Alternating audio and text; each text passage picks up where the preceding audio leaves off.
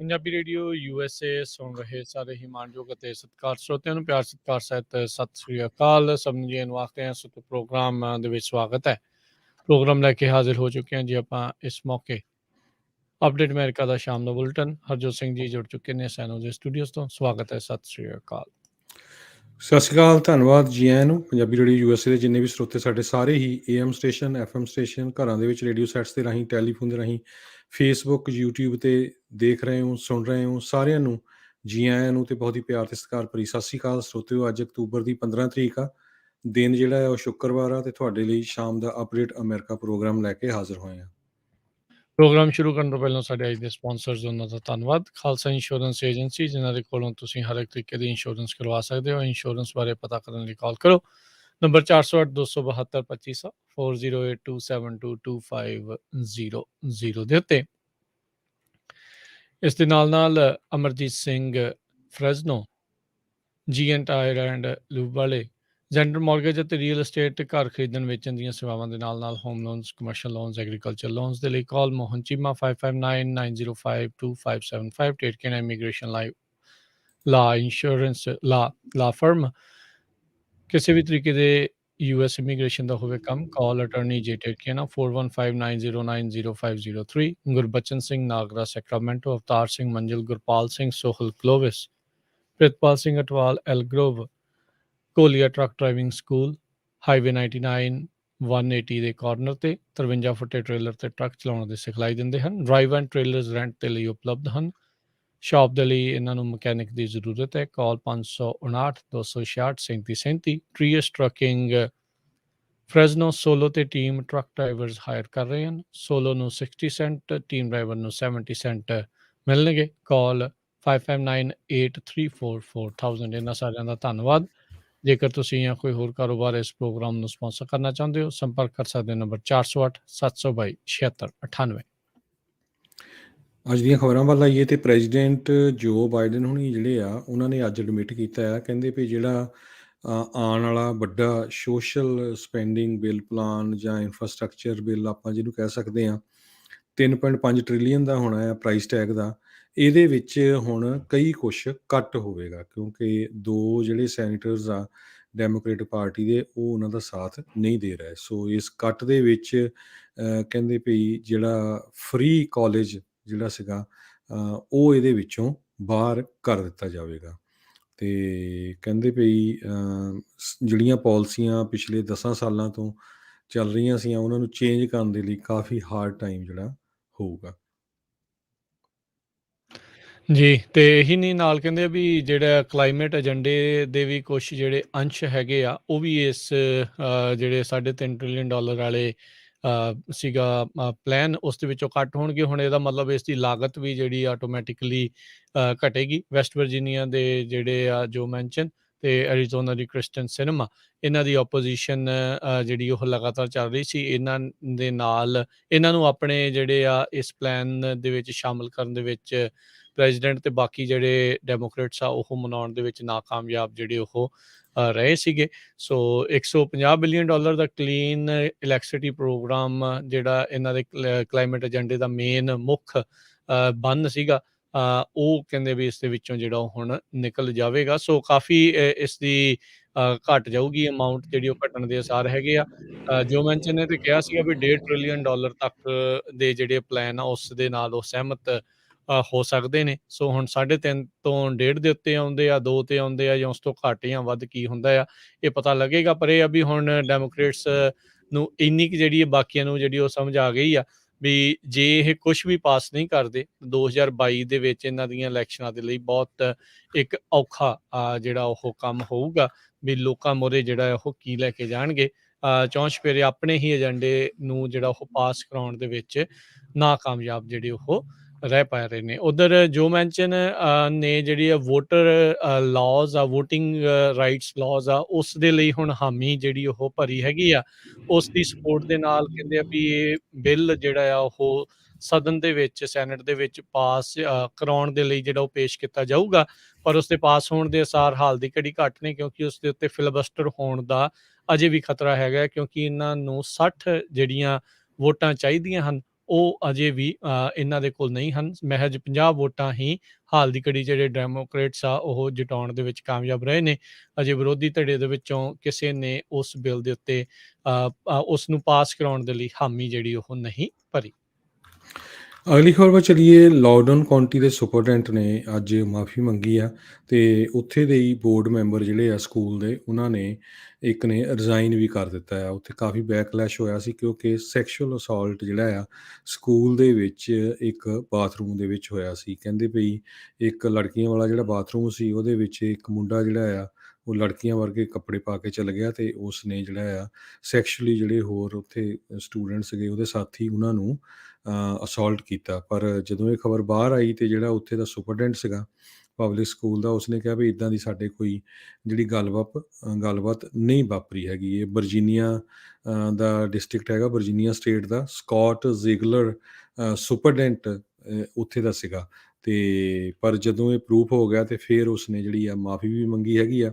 ਇਹਨੂੰ ਦੇਖਦੇ ਹੋਏ ਉਹ ਕਹਿੰਦੇ ਵੀ ਮੇਰੇ ਸਕੂਲ ਦੇ ਵਿੱਚ ਇਹ ਚੀਜ਼ ਨਹੀਂ ਵਾਪਰਨੀ ਚਾਹੀਦੀ ਸੀ ਕਿਉਂਕਿ ਸਾਡਾ ਜਿਹੜੇ ਟੀਚਰਸ ਆ ਉਹਨਾਂ ਦਾ ਮੇਨ ਮਕਸਦ ਇਹੀ ਹੁੰਦਾ ਵੀ ਬੱਚਿਆਂ ਦੇ ਉੱਤੇ ਕਿਸੇ ਤਰ੍ਹਾਂ ਦਾ ਕੋਈ ਜਿਹੜਾ ਆ ਇੱਦਾਂ ਦਾ ਸੈਕਸ਼ੂਅਲ ਅਸੌਲਟ ਜਾਂ ਕੁਛ ਹੋਰ ਨਾ ਹੋਵੇ, ਉਹਨਾਂ ਦੀ ਸੇਫਟੀ ਪੂਰੀ ਤਰ੍ਹਾਂ ਬਰਕਰਾਰ ਰਹੇ। ਪਰ ਇੱਕ ਬੋਰਡ ਮੈਂਬਰ ਜਿਹੜਾ ਆ ਉਸ ਨੂੰ ਰਿਜ਼ਾਈਨ ਵੀ ਕਰ ਗਿਆ ਹੈਗਾ। ਜੀ, FDA ਨੇ ਜੌਨਸਨ ਐਂਡ ਜੌਨਸਨ ਦੇ ਬੂਸਟਰ ਸ਼ਾਟਸ ਨੂੰ ਜਿਹੜਾ ਸਰਬਸੰਮਤੀ ਦੇ ਨਾਲ ਜਿਹੜਾ ਉਹ ਰਿਕਮੈਂਡ ਕਰ ਦਿੱਤਾ ਹੈ। FDA ਦੇ ਜਿਹੜੇ ਪੈਨਲ ਆ ਉਸਨੇ ਵੀ ਜਿਹੜੀ ਫਾਈਜ਼ਰ ਬਾਇਓਟੈਕ ਦਾ ਜਿਹੜਾ ਜਾਂ ਮੋਡਰਨਾ ਦਾ ਜਿਹੜਾ ਬੂਸਟਰ ਸ਼ਾਟ ਆ ਉਹਨਾਂ ਦੇ ਵਿੱਚੋਂ ਕੋਈ ਵੀ ਜੌਨਸਨ ਐਂਡ ਜੌਨਸਨ ਦੇ ਜਿਨ੍ਹਾਂ ਨੂੰ ਸ਼ਾਟ ਲੱਗੇ ਆ ਵੀ ਉਹ ਲਗਵਾ ਸਕਦੇ ਨੇ। ਘੱਟੋ ਘੱਟ 2 ਮਹੀਨੇ ਦਾ ਵਕਫਾ ਜਿਹੜਾ ਆ ਉਹ ਹੋ ਗਿਆ ਹੋਵੇ, ਜਿਹੜਾ ਉਹਨਾਂ ਨੂੰ ਜਿਹੜਾ single shot Johnson and Johnson the vaccine ਜਿਹੜੀ ਉਹ ਸੀਗੀ। ਸੋ ਇਹ ਪੈਨਲ ਨੇ ਅਪਰੂਵ ਜਿਹੜਾ ਉਹ ਕਰ ਦਿੱਤਾ, ਰਿਕਮੈਂਡ ਕਰ ਦਿੱਤਾ, ਅਪਰੂਵ ਨਹੀਂ ਕਹਿ ਸਕਦੇ, ਰਿਕਮੈਂਡ ਕਰ ਦਿੱਤਾ ਹੈ। ਹੁਣ FDA ਦੇ ਉੱਤੇ ਆ ਵੀ ਇਸ ਨੂੰ ਜਿਹੜੇ ਅਧਿਕਾਰਤ ਤੌਰ ਦੇ ਉੱਤੇ ਪੁਸ਼ਟੀ ਜਿਹੜੀ ਉਹ ਕਦੋਂ ਕਰਦੇ ਆ। 15 ਮਿਲੀਅਨ ਲੋਕਾਂ ਨੇ ਜੌਨਸਨ ਐਂਡ ਜੌਨਸਨ ਦਾ ਜਿਹੜਾ ਆ ਉਹ ਸ਼ਾਟ ਲਗਵਾਏ ਹੈਗੇ ਆ। ਸੋ ਜੇ ਉਹ ਪਾਸ ਹੋ ਜਾਂਦਾ ਤੇ ਇਹਨਾਂ ਨੂੰ ਫਾਈਜ਼ਰ ਬਾਇਓਟੈਕ ਜਾਂ ਮੋਡਰਨਾ ਦਾ ਬੂਸਟਰ ਸ਼ਾਟ ਜਿਹੜਾ ਉਹ ਲਗਵਾਇਆ ਜਾ ਸਕਦਾ। ਨਵੀਂ ਆਈ ਸਟੱਡੀਜ਼ ਦੇ ਮੁਤਾਬਕ ਜੌਨਸਨ ਐਂਡ ਜੌਨਸਨ ਦੇ ਰੈਸਿਪੀਐਂਟ ਆ ਉਹਨਾਂ ਨੂੰ ਕਹਿੰਦੇ ਵੀ ਇਨਫੈਕਟ ਫਾਈਜ਼ਰ ਬਾਇਓਟੈਕ ਜਾਂ ਮੋਡਰਨਾ ਦੀ ਵੈਕਸੀਨ ਜੇ ਲਗਾਈ ਜਾਂਦੀ ਹੈ ਮੁੜ ਕੇ ਬੂਸਟਰ ਸ਼ਾਟ ਦੇ ਵਜੋਂ, ਉਸ ਦੇ ਨਾਲ ਉਹਨਾਂ ਦੀ ਪ੍ਰਭਾਵਸ਼ਾਲਤਾ ਕੋਵਿਡ ਦੇ ਖਿਲਾਫ ਲੜਨ ਦੀ ਹੋਰ ਜ਼ਿਆਦਾ ਸ਼ਕਤੀਸ਼ਾਲੀ ਹੁੰਦੀ ਹੈ। ਅਗਲੀ ਖਬਰ ਜਿਹੜੀ ਆ ਨਿਕੋਲਸ ਕਰੂਜ਼ ਦੇ ਸੰਬੰਧ ਦੇ ਵਿੱਚ ਆ ਰਹੀ ਆ। ਉਸ ਨੇ ਜਿਹੜਾ ਆ ਗਿਲਟੀ ਪਲੀਆ ਕਰ ਲਿਆ ਆ 17 count of murder. Parkland school ਦੇ ਵਿੱਚ ਮੈਸਕਰ ਹੋਇਆ ਸੀ। ਸਰੋਤਿਆਂ ਨੂੰ ਯਾਦ ਹੋਊਗਾ, ਇੱਕ ਇਸ ਬੇਵਕੂਫ ਨੇ ਅੰਨ੍ਹੇਵਾਹ ਗੋਲੀਆਂ ਚਲਾ ਕੇ ਜਿਹੜੇ ਆ 17 ਲੋਕਾਂ ਨੂੰ ਮਾਰ ਦਿੱਤਾ ਸੀ। ਸੋ ਅੱਜ ਉਸਨੇ ਆਪਣਾ ਜਿਹੜੀ ਆ ਕਸੂਰ ਮੰਨ ਲਿਆ ਹੈਗਾ ਤੇ ਹੁਣ ਉਹਨੂੰ ਜਿਹੜੀ ਆ ਸਜ਼ਾ ਹੋਊਗੀ। ਨਿਕੋਲਸ ਕਰੂਜ਼ 23 ਸਾਲਾਂ ਦਾ ਸੀਗਾ। ਇਹਨੂੰ ਜਿਹੜੀ ਆ ਡੈਥ ਪੈਨਲਟੀ ਜਾਂ ਲਾਈਫ ਵਿਦਆਊਟ ਪਰੋਲ ਹੋ ਸਕਦੀ ਆ।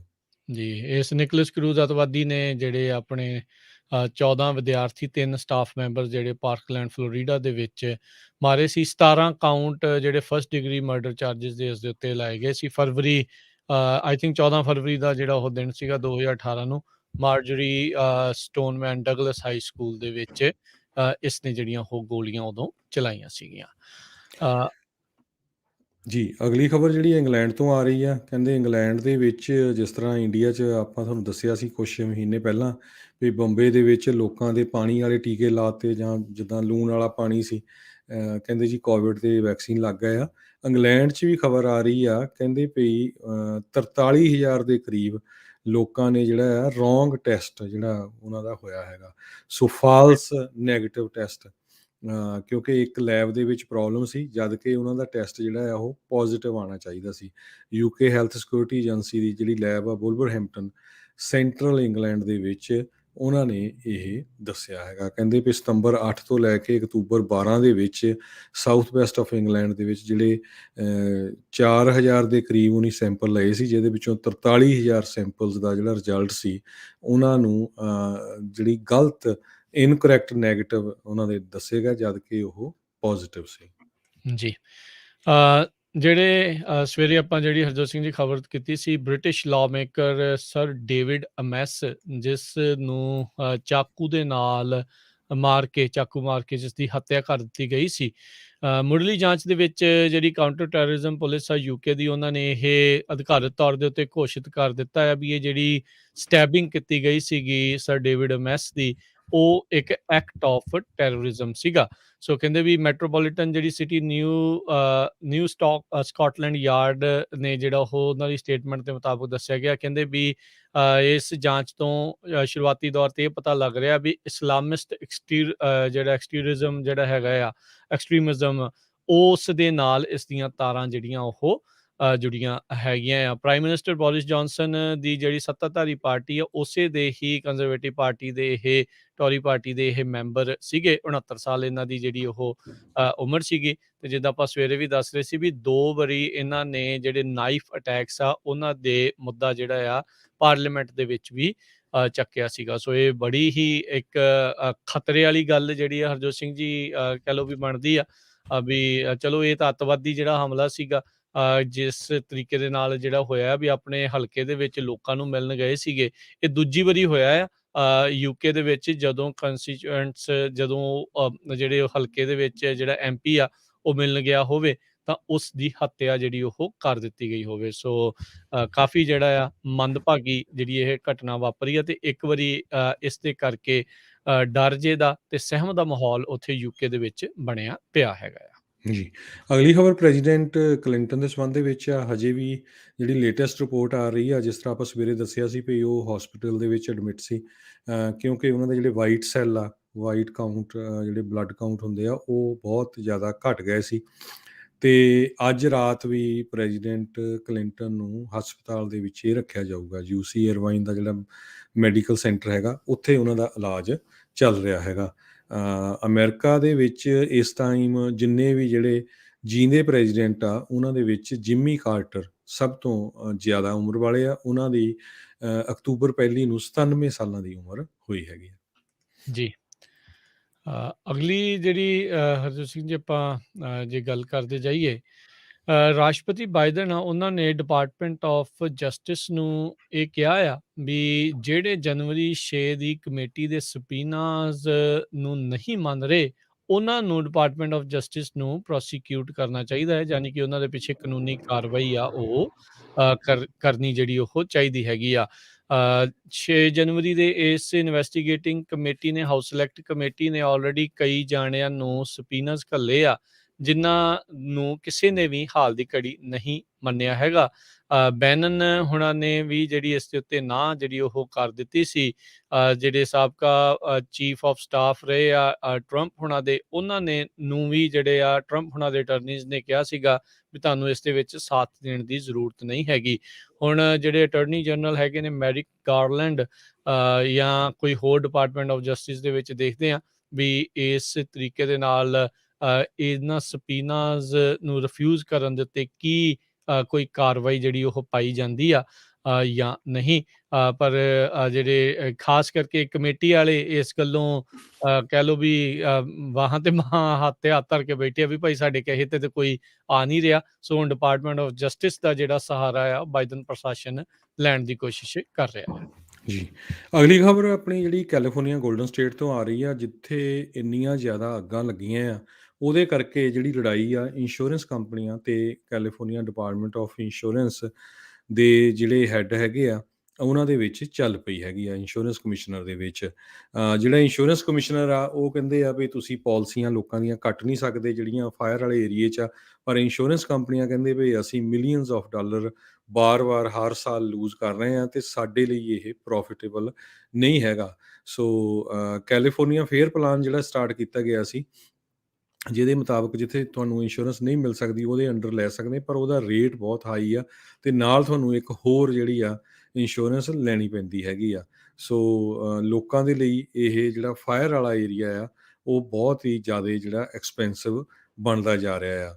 ਪਰ ਦੂਸਰੇ ਪਾਸੇ ਜੇ ਮੈਂ ਫਿਗਰਸ ਦੱਸਦਾ ਜਾਵਾਂ, 2018 ਤੋਂ ਲੈ ਕੇ ਕੈਲੀਫੋਰਨੀਆ ਦੇ ਵਿੱਚ ਅੱਜ ਤੱਕ 32,700 ਜਿਹੜੀਆਂ ਵਾਈਲਡ ਫਾਇਰਸ ਆ ਉਹ ਲੱਗ ਚੁੱਕੀਆਂ, ਜਿਨ੍ਹਾਂ ਨੇ 38,400 ਦੇ ਕਰੀਬ ਸਟਰਕਚਰਸ ਜਿਹੜੀਆਂ ਆ ਉਹ ਬਰਨ ਹੋ ਗਈਆਂ। 13,220 ਸਕੁਅਰ ਮਾਈਲ ਦਾ ਏਰੀਆ ਜਿਹੜਾ ਕੈਲੀਫੋਰਨੀਆ ਡਿਪਾਰਟਮੈਂਟ ਆਫ ਫੋਰੈਸਟਰੀ ਤੇ ਫਾਇਰ ਪ੍ਰੋਟੈਕਸ਼ਨ ਦੇ ਹਿਸਾਬ ਨਾਲ ਅੱਗ ਦੀ ਭੇਂਟ ਚੜ੍ਹਿਆ ਹੈਗਾ। 2015 ਤੋਂ ਲੈ ਕੇ 2019 ਤੱਕ ਇੰਸ਼ੋਰੈਂਸ ਕੰਪਨੀਆਂ ਨੇ 3.5 ਲੱਖ ਦੇ ਕਰੀਬ ਜਿਹੜੀਆਂ ਪਾਲਿਸੀਆਂ ਆ ਲੋਕਾਂ ਦੀਆਂ ਉਹ ਕੱਟ ਦਿੱਤੀਆਂ, ਕਿਉਂਕਿ ਕਹਿੰਦੇ ਆ ਵੀ ਜਿਹੜਾ ਇਹ ਹਾਈ ਰਿਸਕ ਵਾਲਾ ਏਰੀਆ ਹੈਗਾ ਆ। ਤੇ ਦੂਸਰੇ ਪਾਸੇ ਇੰਸ਼ੋਰੈਂਸ ਕਮਿਸ਼ਨਰ ਲਾਰਾ ਜਿਹੜੇ ਆ ਉਹ ਇਹ ਕਹਿ ਰਹੇ ਆ ਵੀ ਜਿਹੜੀਆਂ ਇੰਸ਼ੋਰੈਂਸ ਕੰਪਨੀਜ਼ ਆ ਉਹ ਆਪਣਾ ਪ੍ਰੋਫਿਟ ਸੋਚ ਰਹੀਆਂ, ਵੀ ਜਿੱਥੇ ਉਹਨਾਂ ਨੂੰ ਲੱਗਦਾ ਵੀ ਇੱਥੇ ਅੱਗ ਲੱਗਣ ਦੇ ਚਾਂਸ ਆ ਉਸ ਏਰੀਏ ਤੋਂ ਉਹ ਬਾਹਰ ਨਿਕਲ ਰਹੇ ਆ ਤੇ ਹੋਰ ਪਾਸੇ ਜਿਹੜੀਆਂ ਇੰਸ਼ੋਰੈਂਸ ਪਾਲਿਸੀਆਂ ਉਹ ਸੈੱਲ ਕਰ ਰਹੇ ਹੈਗੇ। ਜੀ।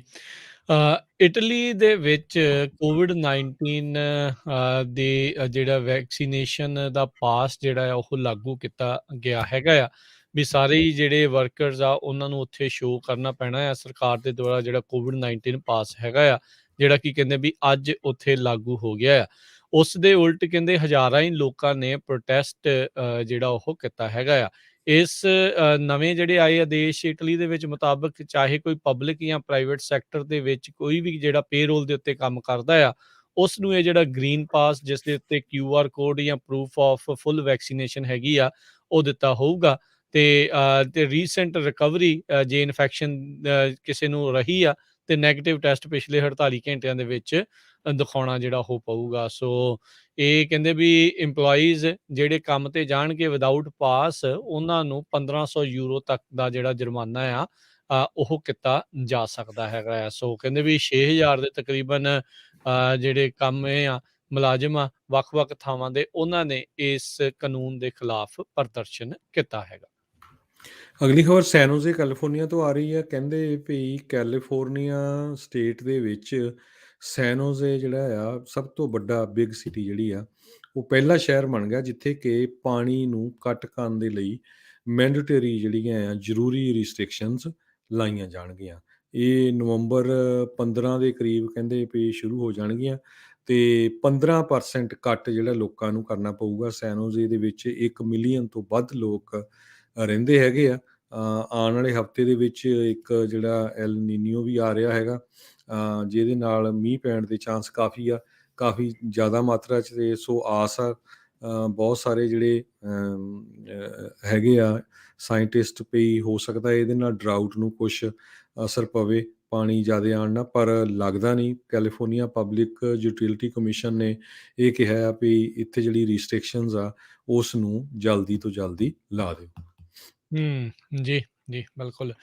ਨਵੇਂ CDC ਦੇ ਡਾਟਾ ਦੇ ਮੁਤਾਬਕ ਕੋਵਿਡ-19 ਦੇ ਵਿੱਚ ਜਿਹੜਾ ਰਿਸਕ ਹੈਗਾ ਹੈ ਮਰਨ ਵਾਲਿਆਂ ਦਾ, ਉਹ ਕਹਿੰਦੇ ਅਨਵੈਕਸੀਨੇਟਿਡ ਅਡਲਟਸ ਦੇ ਲਈ ਵੈਕਸੀਨੇਟਿਡ ਦੇ ਨਾਲੋਂ 11 ਗੁਣਾ ਜ਼ਿਆਦਾ ਹੈਗਾ ਆ, ਵੀ ਉਹ ਜ਼ਿਆਦਾ ਗੰਭੀਰ ਰੂਪ 'ਚ ਬਿਮਾਰ ਜਾਂ ਜਿਹੜੇ ਉਹ ਮਰ ਸਕਦੇ ਨੇ। ਸੋ ਇਹ ਇੱਕ ਜਿਹੜੇ ਨਵਾਂ ਡਾਟਾ ਆ CDC ਨੇ ਜਿਹੜਾ ਉਹ ਰਿਲੀਜ਼ ਕੀਤਾ ਹੈਗਾ ਆ। ਜਿਹੜੀਆਂ ਸਟੇਟਸ ਆ ਅਤੇ ਜਿਹੜੀਆਂ ਲੋਕਲ ਜੁਰਿਸਡਿਕਸ਼ਨ ਆ, ਉਹਨਾਂ ਨੇ ਜਿਹੜਾ ਮੁੜ ਦੁਬਾਰਾ ਕੋਵਿਡ-19 ਦੇ ਜਿਹੜੇ ਕੇਸ, ਡੈਥ ਤੇ ਹੌਸਪੀਟਲਾਈਜੇਸ਼ਨ ਰੇਟ ਆ, ਉਹ ਮੁੜ ਦਿਖਾਉਣੇ ਜਿਹੜੇ ਉਹ ਸ਼ੁਰੂ ਕਰ ਦਿੱਤੇ ਆ ਆਪਣੇ ਡੈਸ਼ਬੋਰਡਸ ਦੇ ਉੱਤੇ। ਸੋ ਇਹ ਜਿਹੜਾ ਹਰਜੋਤ ਸਿੰਘ ਜੀ ਜ਼ਰੂਰ ਗੌਰਤਲਬ ਕਰਨ ਵਾਲੀ ਜਿਹੜੀ ਇਹ ਗੱਲ ਹੈਗੀ ਆ ਲੋਕਾਂ ਦੇ ਵਿੱਚ, ਵੀ ਕਿਸ ਤਰੀਕੇ ਦੇ ਨਾਲ ਵੈਕਸੀਨੇਸ਼ਨ ਤੇ ਜਿਹੜੇ ਅਨਵੈਕਸੀਨੇਟਿਡ ਦੇ ਵਿੱਚ ਜਿਹੜਾ ਉਹ ਫਰਕ ਹੈਗਾ ਆ।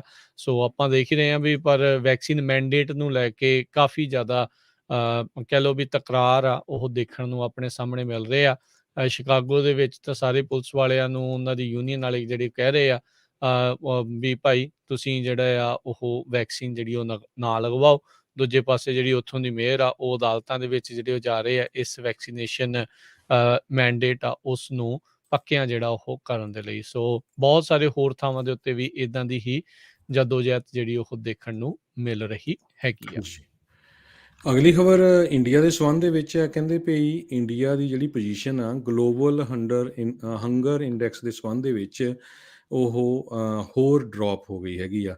ਪਹਿਲਾਂ ਉਹ 94 ਨੰਬਰ ਤੇ ਸੀ, ਹੁਣ 101ਵੇਂ ਨੰਬਰ ਤੇ ਹੋ ਗਿਆ। ਜੇ ਟੋਟਲ 116 ਦੇ ਕਰੀਬ ਜਿਹੜੇ ਮੁਲਕ ਹੈਗੇ ਆ ਜਿਨ੍ਹਾਂ 'ਚ ਇਹ ਜਿਹੜੀ ਭੁੱਖ ਆ ਲੋਕਾਂ ਦੇ ਵਿੱਚ, ਉਹਦੇ ਹਿਸਾਬ ਦੇ ਨਾਲ ਜਿਹੜੀ ਆ ਹੰਗਰ ਇੰਡੈਕਸ ਕ੍ਰੀਏਟ ਕੀਤਾ ਜਾਂਦਾ ਹੈਗਾ ਆ। ਜਿਹੜਾ ਇੰਡੀਆ ਦੀ ਪੋਜੀਸ਼ਨ ਆ ਉਹ ਇਸ ਟਾਈਮ ਪਾਕਿਸਤਾਨ, ਬੰਗਲਾਦੇਸ਼ ਤੇ ਨੇਪਾਲ ਤੋਂ ਵੀ ਥੱਲੇ ਪਹੁੰਚ ਗਈ ਹੈਗੀ ਆ। ਦੇਖੋ ਉੱਥੇ ਇੱਕ ਦੂਜੇ ਨੂੰ ਧਰਮ ਦੇ ਨਾਂ 'ਤੇ ਲੜਾਇਆ ਜਾ ਰਿਹਾ ਆ, ਪਰ ਜਿਹੜੇ ਲੋਕ ਹੈਗੇ ਆ ਲੋਕਾਂ ਦੀ ਪੋਜੀਸ਼ਨ ਜਿਹੜੀ ਆ ਬਦ ਤੋਂ ਬਦਤਰ ਹੁੰਦੀ ਜਾ ਰਹੀ ਹੈਗੀ ਹੈ। ਜੀ, ਤੇ ਇੱਕ ਵਾਰੀ ਫਿਰ ਆਪਣੇ ਸਰੋਤਿਆਂ ਨੂੰ ਦੱਸਦੇ ਜਾਈਏ, ਅਮਰੀਕਾ ਦਰਵਾਜ਼ੇ ਜਿਹੜਾ ਉਹ ਖੋਲ੍ਹ ਰਿਹਾ ਆ ਇੰਟਰਨੈਸ਼ਨਲ ਜਿਹੜੇ ਟਰੈਵਲਰਸ ਆ ਉਹਨਾਂ ਦੇ ਲਈ। ਰੀਓਪਨਿੰਗ ਡੇਟ ਜਿਹੜੀ ਉਹ ਆ ਗਈ ਆ 8 ਨਵੰਬਰ ਤੋਂ, ਕਹਿੰਦੇ ਅਧਿਕਾਰਿਤ ਤੌਰ ਦੇ ਉੱਤੇ ਸ਼ੁਰੂਆਤ ਹੋਣ ਜਾ ਰਹੀ ਆ ਵੀ ਰੀਓਪਨਿੰਗ ਯੂਐਸ ਦੀ। ਪਰ ਇਹ ਉਹਨਾਂ ਦੇ ਲਈ ਹੀ ਓਪਨ ਹੋਊਗਾ ਜਿਹੜੇ ਫੁੱਲੀ ਵੈਕਸੀਨੇਟਡ ਹੋਣਗੇ, ਜਿਹੜੇ ਏਅਰ ਤੇ ਲੈਂਡ ਦੇ ਜ਼ਰੀਏ ਜਿਹੜਾ ਉਹ ਟਰੈਵਲ ਕਰਨਾ ਚਾਹ ਰਹੇ ਨੇ। ਤੇ ਇਸ ਦੇ ਵਿੱਚ ਕਹਿੰਦੇ ਵੀ ਜਿਹੜੀਆਂ ਵੈਕਸੀਨੇਸ਼ਨਸ ਜਿਹੜੀਆਂ ਇਹਨਾਂ ਨੇ ਮੰਨੀਆਂ ਆ, ਜਿਹੜੀਆਂ ਵੀ FDA ਦੇ ਦੁਆਰਾ ਅਪਰੂਵਡ ਹੈਗੀਆਂ ਆ, ਤੇ ਨਾਲ ਹੀ ਜਿਹੜਾ ਐਮਰਜੈਂਸੀ ਯੂਜ਼ ਲਿਸਟਿੰਗ WHO ਨੇ ਜਿਹੜੀ ਜਾਰੀ ਕੀਤੀ ਆ, ਉਹ ਵਾਲੀਆਂ ਵੈਕਸੀਨਸ ਵੀ ਇਸ ਦੇ ਵਿੱਚ ਮੰਨੀਆਂ ਜਾਣਗੀਆਂ, ਜਿਨ੍ਹਾਂ ਵਿੱਚ ਐਸਟਰਾਜ਼ੈਨੇਕਾ ਵੈਕਸੀਨ ਵੀ ਆਉਂਦੀ ਹੈਗੀ ਆ, ਜਿਹੜੀ ਕੈਨੇਡਾ ਤੇ ਯੂਰਪ ਦੇ ਕਈ ਹਿੱਸਿਆਂ ਦੇ ਵਿੱਚ ਵਰਤੀ ਗਈ ਸੀ। ਰੂਸ ਵਾਲੀ ਜਿਹੜੀ ਸਪੁਟਨਿਕ V ਵੈਕਸੀਨ ਜਿਹੜੀ ਰੂਸ ਨੇ ਡਿਵੈਲਪ ਕੀਤੀ ਸੀ, ਉਹ WHO ਦੁਆਰਾ ਜਾਂ FDA ਦੁਆਰਾ ਪ੍ਰਮਾਣਿਤ ਨਹੀਂ ਹੈਗੀ। ਸੋ ਉਹ ਵਾਲੇ ਫੁੱਲੀ ਵੈਕਸੀਨੇਟਡ ਦੇ ਲਈ ਇਹ ਦਰਵਾਜ਼ੇ ਜਿਹੜੇ ਉਹ ਬੰਦ ਰਹਿਣਗੇ। ਸੋ ਇਹ ਹੁਣ CDC ਜਿਹੜੇ ਵੀ ਲੋਕ ਹੁਣ ਇੱਥੇ ਆਉਣਾ ਚਾਹੁੰਦੇ ਹੈਗੇ ਨੇ, ਕਹਿੰਦੇ ਵੀ CDC ਇਹੀ ਰਿਕਮੈਂਡ ਜਿਹੜਾ ਆ ਉਹਨਾਂ ਨੂੰ ਹੀ ਫੁੱਲੀ ਵੈਕਸੀਨੇਟ ਜਿਹੜਾ ਉਹ ਮੰਨਦਾ ਆ, ਜਿਨ੍ਹਾਂ ਨੂੰ ਜਿਹੜੀ ਲਾਸਟ ਡੋਜ਼ ਲੱਗੀ ਨੂੰ, ਯਾਨੀ ਕਿ ਫੁੱਲੀ ਦੂਜੀ ਡੋਜ਼ ਲੱਗੀ ਨੂੰ, ਜਿਹਦੇ 2 ਡੋਜ਼ ਆ, ਉਹਨੂੰ ਐਟਲੀਸਟ 2 ਹਫ਼ਤੇ ਜਿਹੜੇ ਉਹ ਹੋ ਗਏ ਹੋਣ। ਸੋ ਹੁਣ ਅਮਰੀਕਾ ਜਿਹੜਾ ਉਹ ਓਪਨ ਹੋਣ ਜਾ ਰਿਹਾ ਹੈਗਾ ਆ। ਕੈਨੇਡਾ ਤੇ ਮੈਕਸੀਕੋ ਦੇ ਜ਼ਰੀਏ ਜਿਹੜਾ ਲੈਂਡ ਟਰੈਵਲ ਆ, ਉਸ ਨੂੰ ਵੀ ਆਲਰੇਡੀ ਜਿਹੜਾ ਉਹ ਓਪਨ ਕਰ ਰਹੇ ਨੇ ਅਗਲੇ ਮਹੀਨੇ ਤੋਂ। ਸੋ ਇਹ ਇੱਕ ਚੰਗੀ ਗੱਲ ਹੈਗੀ ਆ। ਜਿਹੜੇ ਵਿਛੜੇ ਨੇ ਲੋਕ, ਪਰਿਵਾਰ ਜਿਨ੍ਹਾਂ ਦੇ ਵਿੱਚ ਆਲਰੇਡੀ ਕਾਫੀ ਚਿਰ ਹੋ ਗਿਆ ਸੀ ਇਹਨਾਂ ਨੂੰ, ਲੋਕਾਂ ਨੂੰ ਇੱਕ ਦੂਜੇ ਨੂੰ ਮਿਲਿਆ ਨੂੰ, ਉਹਨਾਂ ਨੂੰ ਹੁਣ ਮਿਲਣ ਦਾ ਜਿਹੜਾ ਉਹ ਮੌਕਾ ਮਿਲੇਗਾ। ਉੱਧਰੋਂ ਇੰਡੀਆ ਵਾਲਿਆਂ ਨੇ ਵੀ ਉੱਥੇ ਜਾਣ ਦੇ ਲਈ ਜਿਹੜੇ ਵਿਜ਼ਿਟਰ ਵੀਜ਼ੇ ਆ ਉਹਨਾਂ ਨੂੰ ਓਪਨ ਕਰ ਦੇਣਾ ਹੈ 15 ਨਵੰਬਰ ਤੋਂ। ਕਹਿ ਰਹੇ ਸੀ ਵੀ 15 ਅਕਤੂਬਰ ਤੋਂ ਪਹਿਲੋਂ 15 ਨਵੰਬਰ ਤਾਈਂ ਪਹਿਲੇ ਮਹੀਨੇ ਦੇ ਵਿੱਚ ਚਾਰਟਰ ਪਲੇਨ ਜਿਹੜੇ ਆ ਉਸ ਦੇ ਜ਼ਰੀਏ ਜਿਹੜੇ ਘੱਲਣਗੇ। ਉਸ ਦੇ ਬਾਰੇ ਅਜੇ ਹੋਰ ਜਾਣਕਾਰੀ ਮੇਰੇ ਕੋਲ ਨਹੀਂ ਹੈ, ਪਰ ਇਹ ਵੀ ਅਗਲੇ ਮਹੀਨੇ ਤੋਂ ਉਹਨਾਂ ਨੇ ਵੀ ਉੱਧਰ ਨੂੰ ਜਾਣ ਨੂੰ ਜਿਹੜੇ ਵਿਜ਼ਿਟਰ ਵੀਜ਼ੇ ਆ ਉਹ ਓਪਨ ਕਰ ਦੇਣੇ ਆ। ਸਾਡਾ ਖਬਰਾਂ ਦਾ ਸਮਾਂ ਵੀ ਸਮਾਪਤੀ ਵੱਲ ਆ, ਤੇ ਆਪਾਂ ਸਟਾਕ ਦੀ ਵੀ ਗੱਲ ਕਰਨੀ ਹੈ। ਤੇ ਕੱਲ ਨੂੰ ਸੈਚਰਡੇ ਨੂੰ ਸਪੈਸ਼ਲ ਪ੍ਰੋਗਰਾਮ ਜਿਹੜਾ ਹੁੰਦਾ ਹੈ ਸਵੇਰ ਨੂੰ 9 ਵਜੇ ਕੈਲੀਫੋਰਨੀਆ ਦੇ ਸਮੇਂ ਮੁਤਾਬਕ ਸਵੇਰ ਦੇ 9 ਵਜੇ ਤੋਂ ਲੈ ਕੇ 10:30 ਵਜੇ ਤਾਈਂ ਅਟਾਰਨੀ ਜੇ ਤਿਰਕੀ ਆਣਾ ਉਹਨਾਂ ਦੇ ਨਾਲ। ਸੋ ਉਹ ਬਹੁਤ ਹੀ ਵਧੀਆ ਜਿਹੜੇ ਨੌਲੇਜੇਬਲ ਜਿਹੜੇ ਪ੍ਰੋਗਰਾਮ ਲੈ ਕੇ ਆਉਂਦੇ ਆ ਹਰ ਇੱਕ ਬੰਦੇ ਨੂੰ। ਤੇ ਜੇ ਤੁਹਾਡੇ ਕੁਐਸਚਨ ਹੁੰਦੇ ਤਾਂ ਤੁਸੀਂ ਉਸ ਟਾਈਮ ਦੇ ਉੱਤੇ ਜਿਹੜਾ ਆ ਪੰਜਾਬੀ ਰੇਡੀਓ USA ਦੇ ਸਟੂਡੀਓ 'ਚ ਕਾਲ ਵੀ ਕਰ ਸਕਦੇ ਹੋ। ਸੈਚਰਡੇ ਨੂੰ ਇਹ ਜਿਹੜਾ ਪ੍ਰੋਗਰਾਮ ਹੋਣਾ ਹੈ। ਜੀ, ਤੇ ਮਾਰਕੀਟਸ ਦੀ ਜੇ ਜਾਂਦੇ ਜਾਂਦੇ ਗੱਲ ਕਰਦੇ ਜਾਈਏ, ਡਾਓ ਜੋਨਸ ਦੇ ਵਿੱਚ ਅੱਜ ਫੇਰ ਗ੍ਰੀਨ ਜਿਹੜਾ ਉਹ ਦਿਨ ਰਿਹਾ। 382 ਪੁਆਇੰਟ, ਤਕਰੀਬਨ 1% ਮਾਰਕੀਟ ਵੱਧ ਕੇ ਬੰਦ ਹੋਈ 35,295 ਦੇ ਉੱਤੇ ਵੀਕਐਂਡ ਤੋਂ ਪਹਿਲਾਂ। S&P ਦੇ ਵਿੱਚ 33 ਪੁਆਇੰਟ ਜਿਹੜੇ ਆ ਉਹ ਵਧੇ 4471 ਤੇ ਨੈਸਡੈਕ ਦੇ ਵਿੱਚ 74 ਪੁਆਇੰਟ ਵੱਧ ਕੇ 14,897 ਦੇ ਉੱਤੇ ਉਹ ਬੰਦ ਹੋਇਆ ਹੈਗਾ। ਸੋਨੇ ਦੀ ਕੀਮਤ $1768 ਪ੍ਰਤੀ ਆਉਂਸ। 10 ਈਅਰ ਟ੍ਰੈਜਰੀ ਬੌਂਡ ਦੀ ਯੀਲਡ 1.57% ਤੇ ਕ੍ਰਿਪਟੋ ਕਰੰਸੀ ਬਿਟਕੋਇਨ 60,000 ਦਾ ਅੰਕੜਾ ਜਿਹੜਾ ਉਹ ਪਾਰ ਕਰ ਗਈ। 61,460 ਦੇ ਉੱਤੇ ਰਾਈਟ ਨਾਓ ਜਦੋਂ ਮੈਂ ਦੱਸ ਰਿਹਾ ਉਸ ਦੇ ਉੱਤੇ ਚੱਲ ਰਿਹਾ। $1 ਦੀ ਕੀਮਤ ਕੈਨੇਡਾ ਦੇ $1.23 ਦੇ ਬਰਾਬਰ ਰਹੀ ਹੈ। $1 ਦੀ ਕੀਮਤ ਇੰਡੀਆ ਦੇ $75.04 ਦੇ ਬਰਾਬਰ ਰਹੀ ਹੈ। ਜੀ, ਇੱਥੇ ਪ੍ਰੋਗਰਾਮ ਦੀ ਸਮਾਪਤੀ ਆ। ਮਿਲਦੇ ਹਾਂ ਅਗਲੀ ਵਾਰ, ਉਦੋਂ ਤੱਕ ਲਈ ਮੈਨੂੰ ਰਾਜਕਨਵੀਰ ਸਿੰਘ ਨੂੰ ਤੇ ਮੈਨੂੰ ਹਰਜੋਤ ਸਿੰਘ ਨੂੰ ਇਜਾਜ਼ਤ ਦਿਓ। ਸਾਡੇ ਵੱਲੋਂ ਤੁਹਾਨੂੰ ਸਭ ਨੂੰ ਪਿਆਰ ਭਰੀ ਸਤਿ ਸ਼੍ਰੀ ਅਕਾਲ ਜੀ। ਸੁਣਦੇ ਰਹੋ ਪੰਜਾਬੀ ਰੇਡੀਓ USA।